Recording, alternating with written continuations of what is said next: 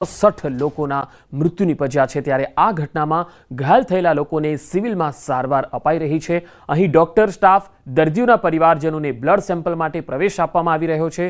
બીજે medical college પર પોલીસને તૈનાત કરી દેવાઈ છે।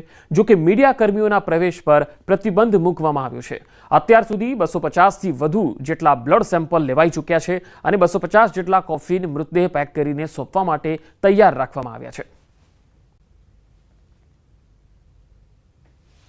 અમદાવાદ સિવિલ હોસ્પિટલના બીજે મેડિકલ કોલેજ ખાતે અમે છીએ અને હાલ હું એ દ્રશ્ય આપને બતાવીશ કે અહીંયા બીજે મેડિકલ કોલેજ ખાતે ડીએનએ તપાસના રિપોર્ટ માટે જે સેમ્પલ લેવામાં આવી રહ્યા છે।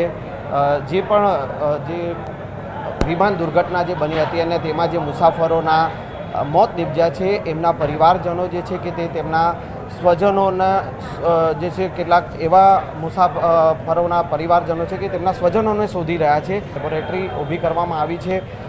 5 જેટલા ડૉક્ટરોની ટીમ જે છે અને સાથે સાથે પેરામેડિકલ ડૉક્ટરોની ટીમ છે કે જે અહીંયા ડીએનએ રિપોર્ટ માટે જે બ્લડ સેમ્પલ લઈ રહ્યા છે। અત્યાર સુધીમાં 250થી પણ વધુ જે છે તે બ્લડ સેમ્પલ જે છે તે લેવાઈ ચૂક્યા છે અને ડીએનએ રિપોર્ટ જે છે કે જે 3 દિવસમાં આવવાની વાત છે તેવું જે દરેક પરિવારજનોને કહેવામાં આવ્યું છે। અત્યારે પોલીસનો જે સ્ટાફ જે છે તે પોલીસના જવાનોને અહીંયા તૈનાત કરી દેવામાં આવ્યા છે। એટલે કે કસોટી ભવનમાં બીજે મેડિકલ કોલેજમાં જે કસોટી ભવનમાં જે ડીએનએ રિપોર્ટ માટે જે તપાસ જે કરવામાં આવી રહી છે, બ્લડ સેમ્પલ લેવામાં આવી રહ્યા છે, પરંતુ કોઈને પણ જે છે તે બીજે મેડિકલ કોલેજમાં જવા દેવામાં આવતા નથી। માત્ર ને માત્ર જે ડૉક્ટર જે છે તેમને પણ આઈ કાર્ડ ચેક કરીને જવા દેવામાં આવી રહ્યા છે અને બીજા જે પરિવારજનો જે કે પોતે અંદર જવા માંગે છે, બ્લડ સેમ્પલ આપવા માંગે છે, તો તેમને માત્ર જવા દેવામાં આવી રહ્યા છે। બાકી મીડિયા પર પણ અંદર જવા પર પ્રતિબંધ લગાવી દેવાયો છે। કેમેરામેન હિરેન શાહ સાથે સંજય ટાંક, ન્યૂઝ 18 ગુજરાતી, અમદાવાદ। અને હવે વાત પૂર્વ સીએમ વિજય રૂપાણીની।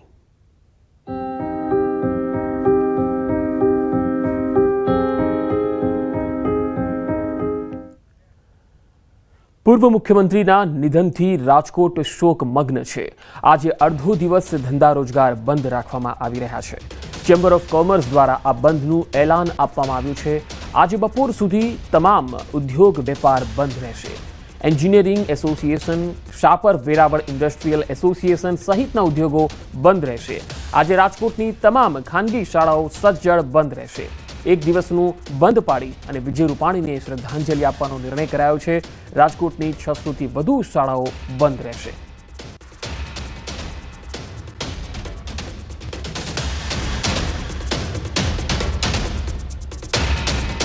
દિવ્યાત્માઓને શ્રદ્ધાંજલિ આપવાના સ્વનિર્ભર શાળા સંચાલક મંડળ રાજકોટ કે જેમની સાથે 650થી વધારે શાળાઓ, 15,000થી વધારે શિક્ષકો તેમજ લગભગ 2.25 લાખ જેટલા વિદ્યાર્થીઓ જોડાયેલા છે, એ એક દિવસનું શૈક્ષણિક કાર્ય બંધ રાખી અને પરમ આદરણીય શ્રી વિજયભાઈ રૂપાણી તેમજ અન્ય દિવંગતોને શ્રદ્ધાંજલિ પાઠવશે। વધુ માહિતી મેળવી રાજકોટથી સંવાદદાતા અંકિત પોપટ મારી સાથે જોડાયા છે। અંકિત, રાજકોટ એક એવું શહેર કે જેમાં સ્માર્ટ સિટીથી લઈને અનેક વિકાસના પ્રોજેક્ટો વિજય રૂપાણીએ આપેલા છે। આજે રાજકોટ અડધું બંધ રહેશે, શ્રદ્ધાંજલિ આપશે, શું વધુ માહિતી? ખાસ કરીને વાત કરવામાં આવે તો પૂર્વ મુખ્યમંત્રી વિજય રૂપાણીનો જન્મ ભલે બર્માની અંદર થયો હતો, એટલે કે તે જન્મે બર્મિશ કહેવાતા હતા, પરંતુ તેમની કર્મભૂમિ છે, સાથોસાથ તેમનો બાલ્યકાળથી માંડીને યુવાની કાળ સુધી અત્યાર સુધીનો જે તેમનો કાળ છે તે રાજકોટની અંદર જ વીત્યો હોવાનું છે તે સામે આવ્યું છે। ત્યારે લોકો તેમને બર્મિશ નહીં પરંતુ રાજકોટના જ તેઓ દીકરા છે, રાજકોટમાં જ તેમનો જન્મ થયો છે તેવું માની રહ્યા છે ને તેના જ કારણે રાજકોટની જો વાત કરવામાં આવે તો રાજકોટની અંદર 600થી પણ વધુ જે ખાનગી શાળાઓ છે તે હાલ આજરોજ તેમની અંદર શૈક્ષણિક કાર્ય છે તે બંધ રાખવામાં આવ્યું છે। ન્યૂઝ 18 ગુજરાતી દ્વારા થોડીક જ વાર પૂર્વે જે શાળાઓના જે ટીચર્સ હતા, જે પ્રિન્સિપાલ હતા, તેમની સાથે પણ વાતચીત કરવાનો પ્રયત્ન કર્યો હતો, ત્યારે તેમણે પણ કહ્યું હતું કે રાજકોટને ક્યારેય પણ ખોટ ન પૂરી શકાય તે પ્રકારની ખોટ છે તે વિજય રૂપાણીના સ્વરૂપમાં થઈ છે। સાથોસાથ વિજય રૂપાણી છે તે રાજકોટ શહેરના શિલ્પી હોય તે પ્રમાણે તેમણે રાજકોટ શહેરને અનેક વિકાસલક્ષી ભેટ છે તે પણ આપી છે. તેની અંદર પણ જો વાત કરવામાં તો વડોદરા અને રાજકોટ આ બંને વચ્ચે જ્યારે હરીફાઈ ચાલતી હતી કે એમ્સ કોને મળશે, ત્યારે એમ્સ છે તે રાજકોટના ફાળે આવી હતી. સાથોસાથ રાજકોટને હીરાસર જેવું ઇન્ટરનેશનલ એરપોર્ટ છે તેની ભેટ પણ વિજય રૂપાણીના જ કાર્યકાળની અંદર મળી છે. સાથોસાથ આજે ઉનાળાની અંદર પણ અગાઉ જ્યારે રાજકોટ શહેરને ટ્રેનથી પાણી પીવાનું પૂરું પાડવામાં આવતું હતું, ત્યારે આજે ઉનાળાની અંદર પણ આજી ડેમ છે તે ભરેલો રહે છે. તો તેની પાછળ પણ વિજય રૂપાણીની મહેનત છે. ત્યારે લોકો આપણી સાથે છે, આપણે તેમની સાથે વાતચીત કરીશું. કાકા, શું કહેશો? ખાસ કરીને જે પ્રમાણે સમાચાર સામે આવ્યા છે તેને આપ કઈ રીતે જુઓ છો? સાહેબ, વિજયભાઈ રૂપાણીની અમારા રાજકોટ માટે બહુ મોટી ખોટ છે અને સાથે સાથે વિજયભાઈ રૂપાણી અમારા સંઘના બહુ જુદા કાર્યકર્તા છે. હું પણ સંઘથી જોડાયેલો છું.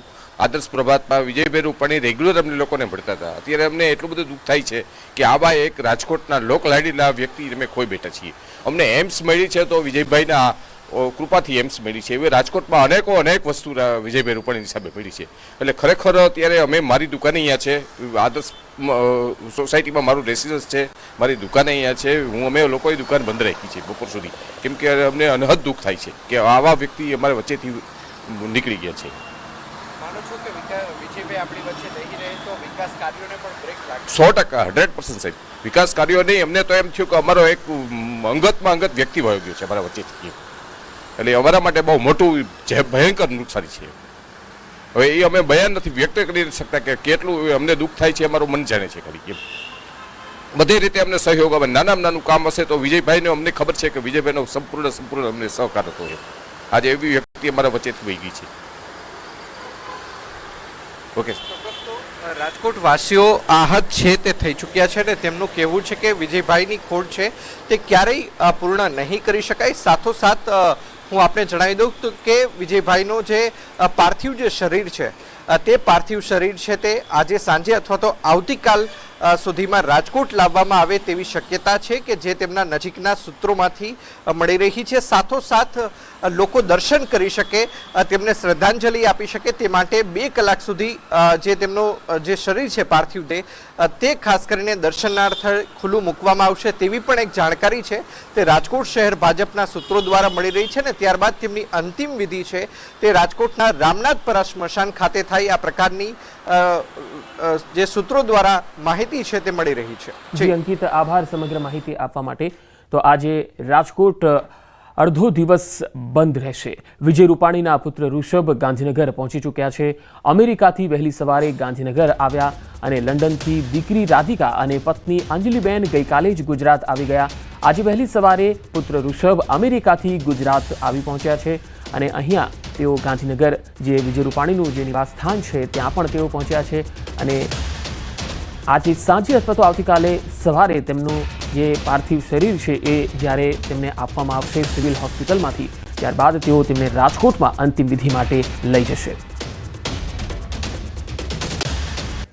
તો પ્લેન દુર્ઘટનામાં પૂર્વ સીએમ વિજય રૂપાણીનું નિધન થયું છે ત્યારે રાજકોટમાં જ વિજય રૂપાણીની અંતિમ વિધિ થશે. રૂપાણીના પુત્ર રાજકોટ પહોંચશે. રાજકોટ શહેર પોલીસ દ્વારા નિરીક્ષણ કરવામાં આવ્યું. વિજય રૂપાણીના નિવાસસ્થાન પ્રકાશ સોસાયટીમાં પોલીસ દ્વારા નિરીક્ષણ કરાયું છે. ટ્રાફિક ડીસીપી પૂજા યાદવ દ્વારા વ્યવસ્થાને લઈને નિરીક્ષણ કરવામાં આવ્યું. ગઈકાલે અનેક નેતાઓએ ગાંધીનગર પહોંચી અંજલિબહેનને સાંત્વના પાઠવી હતી.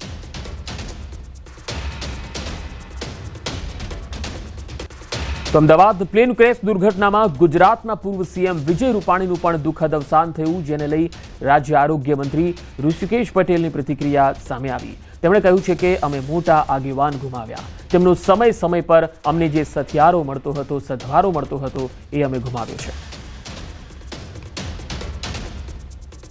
ભારતીય જનતા પાર્ટી અને ગુજરાત અને દેશ માટે પણ એક એવા સમાજસેવી, રાજનીતિજ્ઞ અને લોકોના હિત માટે સતત કામ કરતા સંઘર્ષશીલ વિદ્યાર્થી કાળથી એવા એક અમે અમારા આગેવાન ગુમાવ્યા છે. એમની સલાહ સૂચન એ કાયમ અમને મળતા રહ્યા છે. એમનો સધિયારો પણ મળતો રહ્યો છે. ગુજરાતના સ્વપ્નદ્રષ્ટા અને રાજકોટના હીર વિજય રૂપાણી હવે સદાય ગુજરાતને યાદ રહેશે. વિજય રૂપાણીની અંતિમ વિધિ રાજકોટમાં થશે. વિજયકુમાર રમણીકલાલ રૂપાણી ઈશ્વરના નામે સોગંદ લઉં છું કે હું કાયદાથી સ્થાપિત ભારતના સંવિધાન પ્રત્યે હું સાચી શ્રદ્ધા અને નિષ્ઠા ધરાવીશ. હવે આ અવાજ ક્યારેય સાંભળવા નહીં મળે, આ ચહેરો ક્યારેય જોવા નહીં મળે. આ નિખાલસતા, આ હાસ્ય સદાય માટે અમર બની ગયું. કેમ કે ગુજરાતના પનોતા પુત્ર, પૂર્વ મુખ્યમંત્રી, રાજકોટના હીરો વિજય રૂપાણી હવે આપણી વચ્ચે નથી રહ્યા. હવે તે માત્ર યાદોમાં જ છે. વિમાન ક્રેશની ઘટનામાં વિજય રૂપાણીની જિંદગી પણ ક્રેશ થઈ ગઈ. રાજકોટ અને ગુજરાતના લોકપ્રિય નેતા વિજય રૂપાણી હસતા હસતા બધાને છોડીને અંતિમ રાહ પર અમદાવાદ પ્લેન દુર્ઘટનામાં હવે તપાસનો ધમધમાટ તેજ થયો છે. પ્લેનનો કાટમાળ ખસેડવાની કામગીરી હજુ પણ ચાલી રહી છે, તો બીજી તરફ એજન્સીઓ દ્વારા તપાસ કરવામાં આવી રહી છે. એનડીઆરએફની ટીમ ઘટના સ્થળે પહોંચેલી છે અને હાલ તપાસ ચાલી રહી છે. તો એનડીઆરએફની ટીમ જે ઘટના સ્થળ પર છે, હાલ તસવીરોમાં તમે જોઈ શકો છો, પ્લેનની ઘટનામાં તપાસ ચાલી રહી છે, જેમાં ફોરેન્સિક એક્સપર્ટની ટીમ પણ અહીંયા છે, જે લગાતાર 2 દિવસથી અલગ અલગ દિશામાં તપાસ કરી રહી છે. તો એનડીઆરએફની ટીમ પણ ઘટના સ્થળે છે અને ત્યાં લગાતાર કાટમાળ હટાવવાની જે કામગીરી છે એ પણ છેલ્લા 2 દિવસથી ચાલી રહી છે, આજે પણ ચાલી રહી છે.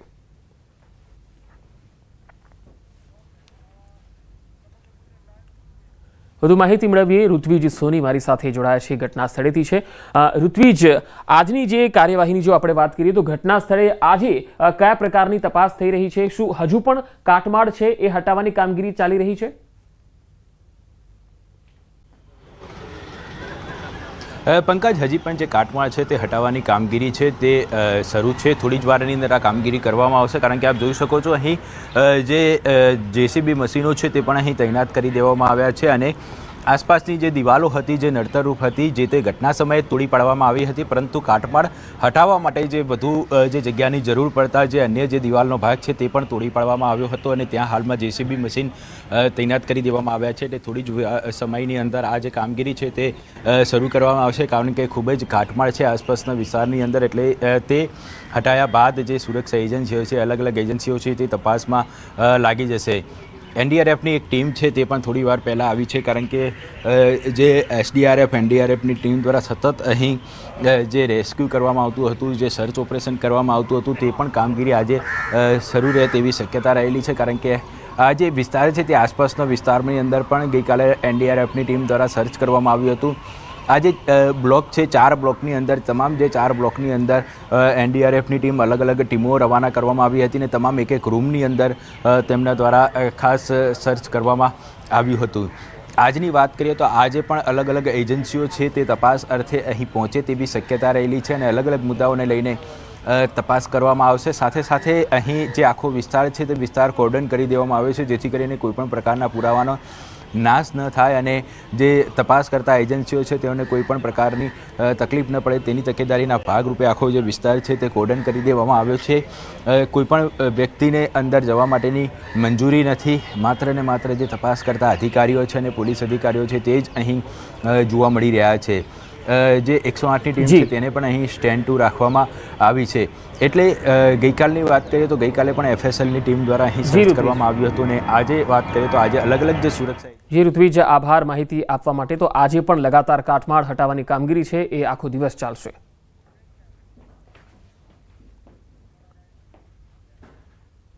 રાજ્યના વધુ સમાચારો પર